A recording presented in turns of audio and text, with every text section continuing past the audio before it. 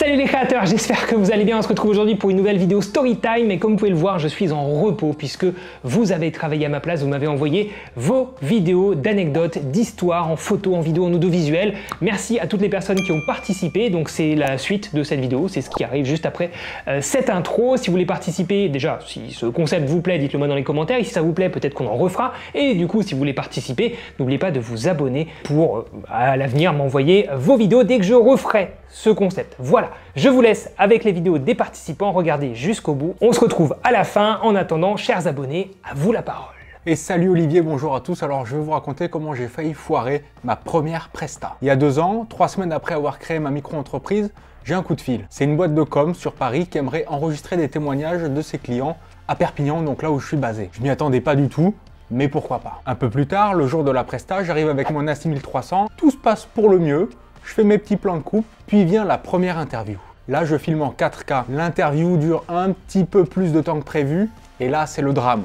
Surchauffe. Je commence à suer à grosses gouttes à ce moment-là. Je prétexte que dans le hall, il y a un petit groupe de jeunes un petit peu bruyants pour proposer une pause. Là, je passe la caméra en 1080, j'enlève la batterie, je souffle dans le boîtier, je décolle l'écran, je croise les doigts. Ça a peut-être duré 5 minutes, ça m'a paru être une éternité. Au final, le reste du tournage s'est bien passé. J'ai livré un projet qui collait au cahier des charges initial et mon client était ravi. Moralité de l'histoire, il faut bien connaître son matos. Et deuxièmement, en cas de galère sur un tournage, il ne faut surtout pas paniquer. Le stress, c'est communicatif. L'histoire se passe lors de la réalisation d'un épisode pilote d'une web-série. On avait installé des petits spots LED comme ceci, en top au-dessus des acteurs, pour avoir des belles ondes bien marquées. On tourne, tout se passe très bien, puis à un moment on a décidé de faire une petite pause histoire que les acteurs puissent se dégourdir un peu les jambes. Et là, je vois un des spots qui fait un aller-saint vers le sol et qui s'écrase la gueule pile poil là où devait se tenir l'acteur. C'est-à-dire que si on n'avait pas fait une pause pile à ce moment-là, eh bien il a repris dans le coin de la gueule le spot. Et c'est quelqu'un que j'ai pas trop envie d'énerver. Le responsable de tout ce bordel, c'est ce petit morceau de plastique qui est cassé, qui est un adaptateur pour ce spot pour avoir un pas de vis. Ouais, ce spot n'a pas de pas de vis. Faut être débile pour acheter un spot sans pas de vis. Du coup, si je peux vous donner un conseil, c'est lorsque vous suspendez quelque chose en hauteur, prévoyez une sécurité avec de la corde ou du câble. C'est ce que je fais systématiquement maintenant. Ah, et aussi, ne faites pas confiance aux accroches en plastique. Ils sont pas chers, mais c'est pas pour rien. Salut, alors moi au début j'étais sur une Osmo Action, j'ai appris à faire des circumpolaires, j'ai essayé une première fois toute une nuit et le lendemain matin au développement je remarque un nuage flou et c'était en fait la Voie lactée. Du coup j'étais content de pouvoir la prendre en photo avec l'Osmo et j'ai rapidement cherché à prendre une meilleure photo. Je suis donc parti dans les Vosges faire des photos de Voie lactée et de circumpolaires. Alors le plan de base était d'aller vers une statue, de la prendre en premier plan avec les étoiles derrière. Mais avec ma soeur, on s'est enfoncé dans la forêt, on s'est paumé, il commençait à faire nuit, elle a flippé. On s'est replié vers un coin où il y avait des tables et des bancs pour pique-niquer. Et là, sorti de nulle part, j'entends des bruits. C'était les pas d'un gars complètement bourré. Lorsque je m'en rends compte, je saisis le trépied prêt à me défendre. Au final, c'était juste un mec qui était un petit peu curieux de voir ce que je faisais et qui sentait quand même très très fort le vin. Après, il est reparti, je sais toujours pas comment. Ma sœur a été terrifiée. On a donc changé de spot et là on a pris la Voie lactée. Quelques semaines plus tard, j'ai pu acheter mon premier boîtier avec lequel j'ai pu photographier la fin du passage de la comète Neowise. Après 2-3 photos, j'ai entendu dans un élan de courage, j'ai vite taillé. Je me suis ensuite posé dans un verger et j'en ai profité pour retenter une photo de la Voie lactée avec le nouveau boîtier. Mais je pense qu'on va faire mieux, alors je retenterai. Salut Olivier, je voulais partager avec toi et avec ta communauté une petite mésaventure qui m'est arrivée en Thaïlande avec mon drone. Alors en fait j'étais en train de survoler une île, un paysage vraiment fantastique et un aigle a attaqué mon drone. Alors en fait on peut le distinguer sur une frame, on peut voir son aile. Mon drone ensuite a chuté pendant plusieurs mètres ou plusieurs dizaines de mètres avant de se rattraper. Alors ça je sais pas comment c'est possible parce que normalement un drone quand il se retourne les moteurs s'éteignent. Mais là, il a continué de voler et l'aigle a attaqué une seconde fois. Là par contre, on peut bien voir tout ce qui se passe parce qu'on peut voir sa griffe qui s'approche de l'objectif. On voit qu'il agrippe le drone, puis après, il disparaît jusqu'à réapparaître quelques secondes plus tard en train de survoler l'île. Ce qui est dingue avec cette vidéo, c'est que le drone a tout capturé, on voit exactement tout ce qui se passe de A à Z. Et puis tout ça, ça a été fait sans dommage que ce soit pour mon drone ni pour l'aigle. Parce qu'après j'ai pu l'observer une quinzaine de minutes en train de voler et le drone ne semble pas l'avoir affecté. Salut tout le monde! Alors moi ça s'est passé, j'avais 18-19 ans. J'étais en train de faire un film avec des potes du collège et du lycée avec un caméscope mini DV qui est un truc horrible, mais bon, en 2010 on s'en contentait. Et j'avais une séquence où c'était tout simplement un braquage de cinéma. J'avais demandé au patron du cinéma son autorisation, il m'avait dit oui, on y était allé. On cale le caméscope dégueulasse sur le trépied dégueulasse, parce que tout allait ensemble. Hein. Tac, action, j'enfile la cagoule, je sors le flingue, et je rentre dans le cinéma. Point barre. On continue à discuter avec mes potes comédiens, et là on voit une voiture de police qui passe. Et tu sais, ils nous regardent un peu bizarre. On la voit passer une deuxième fois, toujours avec un regard bizarre, mais un peu plus genre... on se serait pas déplacé un peu pour rien là quand même. Nous on est là, on est en train de se dire waouh, qu'est-ce qui se passe? Et d'un coup on voit deux policiers arriver mais pas inquiets du tout. Ils nous font excusez-moi, qu'est-ce que vous faites? Et en fait il y a quelqu'un qui était passé devant le cinéma qui m'avait vu enfiler la cagoule et recharger le flingue et qui avait cru que c'était un vrai braquage alors que j'avais du matériel minable. Mais même moi j'y croyais pas. Ils avaient bloqué les rues, il y avait des flics avec des fusils à pompe et des fusils d'assaut, un truc de malade. C'est passé dans le journal, c'est passé à la radio sur France Bleu local. Et après j'ai quand même fait 6 mois de prison et je suis sorti avec un bracelet électronique. Non, c'est pas vrai, j'ai fait une main courante. C'est tout. Bonjour à tous, je m'appelle Guillaume Issali, j'ai 23 ans, je suis photographe et vidéaste sur Brest. Aujourd'hui, je vais vous raconter 2 de mes meilleurs souvenirs dans le monde de la photo et de la vidéo. J'ai commencé la photo avec ce bon vieux iPhone 6S. C'est avec ça que j'ai appris les différents réglages en termes de photo et de vidéo, notamment avec l'application Filmic Pro. Avec ce portable, j'ai réalisé cette photo que j'ai postée sur le site Unsplash, qui a fait plus de 600 000 vues. Et c'est à ce moment que je me suis rendu compte déjà le potentiel de ce type d'appareil, mais surtout la satisfaction que j'ai de partager mes créations sur internet. Quelques temps après, je vais donc naturellement commencer la vidéo avec un iPhone XS et un stabilisateur, direction San Francisco en solitaire. Et c'est là-bas que j'ai découvert la street photographie. J'ai commencé à poster mon premier vlog sur YouTube et maintenant je continue de créer du contenu et de voyager, mais cette fois-ci avec un Sony A7 III. Ça, c'est moi.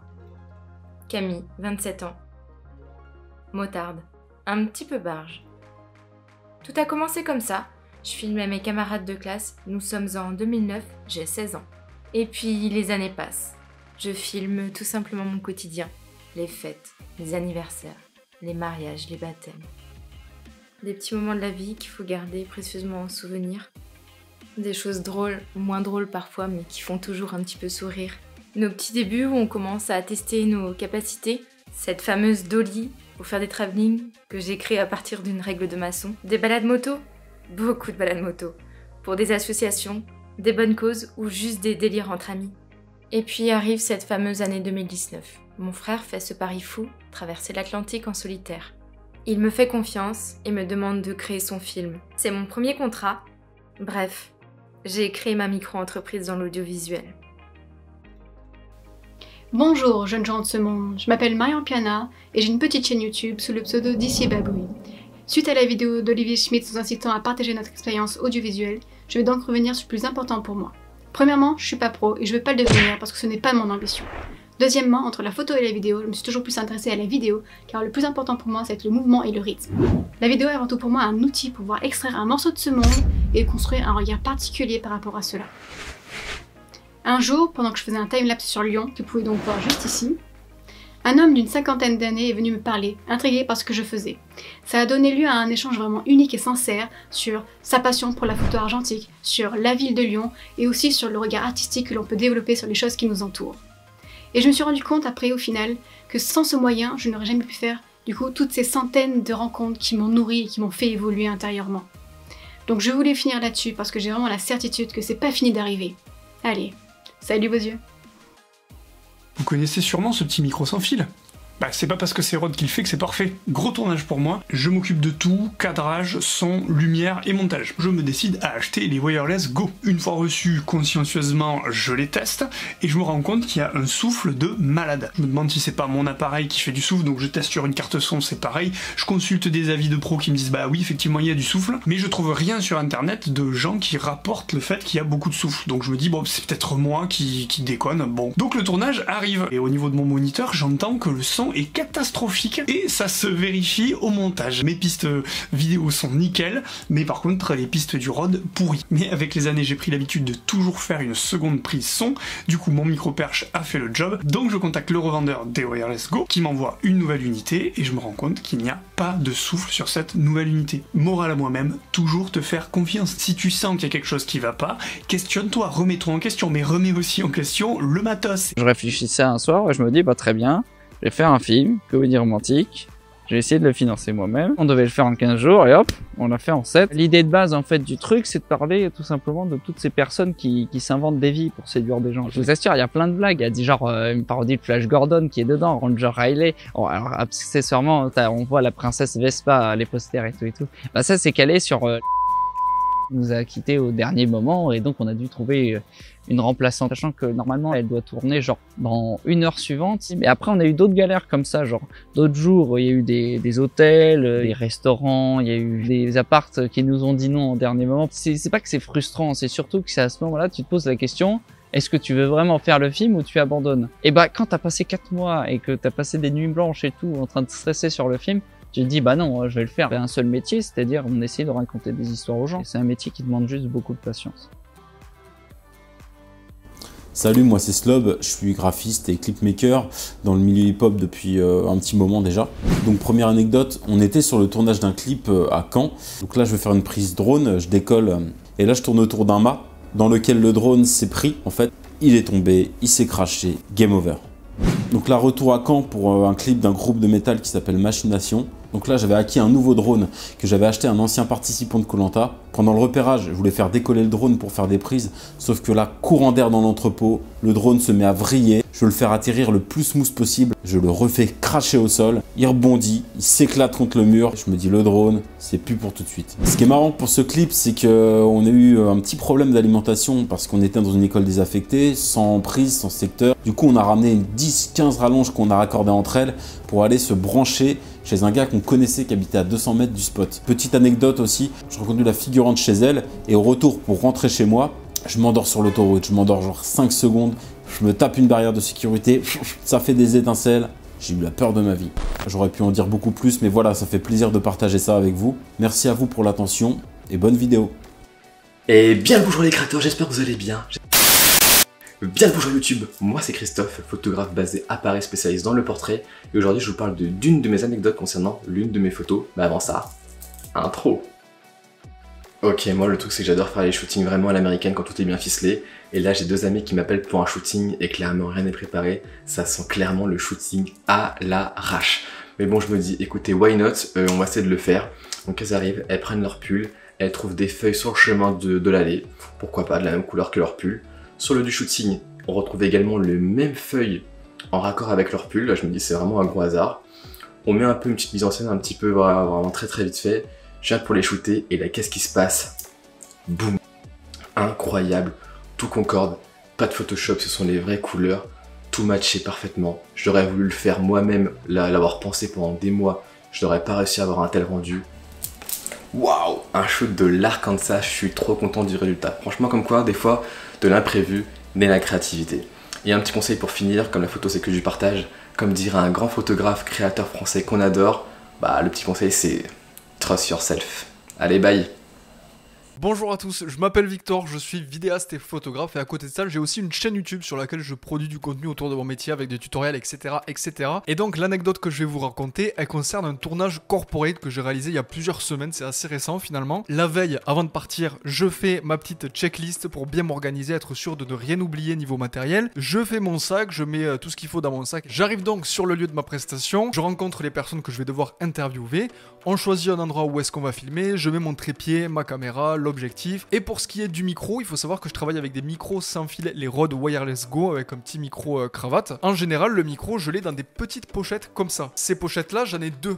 En fait, originellement, c'est une pochette pour une lumière, la petite Aputure MC. Je l'avais perdu entre temps, donc je l'ai racheté et j'ai utilisé une des 2 pochettes pour mettre mon micro. Sauf que la veille, en fait, quand j'ai fait mon sac, j'ai fait l'erreur de prendre la mauvaise petite sacoche, celle dans laquelle il y avait la lumière et pas le micro. Donc là, c'est petit moment de stress intérieur. Tu te dis, bon, faut pas que je montre à mon client que je suis en train de stresser et que je sais pas comment je vais faire. Et donc, je me suis retrouvé à devoir refaire 45 minutes de route pour aller chez moi chercher le micro. Donc, ça a été un petit peu une perte de temps. Ça met une angoisse qui devrait pas être là. Tu te speeds sur la route, tu mets potentiellement ta vie en danger parce que tu veux aller vite, pas décevoir le client parce que lui, il est pressé, il a d'autres choses à faire aussi pendant sa journée. Ça m'a donné une leçon. Donc, la petite morale de cette histoire, ce que j'ai pas encore fait, mais ce que je vais faire, c'est tout simplement d'étiqueter votre matériel ou du moins lui donner un code couleur, quelque chose, des étiquettes, savoir savoir qu'est-ce que c'est. Maintenant, ce que j'essaye de faire, c'est que le jour même avant de partir, je fais un check rapide, je regarde qu'il y ait bien tout, etc. On sait jamais, ça peut toujours arriver d'oublier quelque chose. Bref, voilà pour ce qui était de mon anecdote, j'espère que ça vous aura plu, et puis je vous dis à très bientôt. Salut tout le monde, je m'appelle Raphaël Forg, j'ai 21 ans, je suis passionné de photos, de vidéos, de création de contenu de façon générale, et également de sport, de foot, de muscu et de golf. Et il y a quelques années sur les réseaux sociaux, j'avais partagé ça. Bonjour et bienvenue sur BFM TV. Aujourd'hui, le sommaire, en commençant par un meurtre à Toulouse. Au menu évidemment du sport, avec notamment la victoire de Richard Gasquet contre Rafael Nadal. Nous détaillerons ça plus tard dans ce journal. Oui, alors comment était ce match? Comment t'as vécu cette victoire, Richard?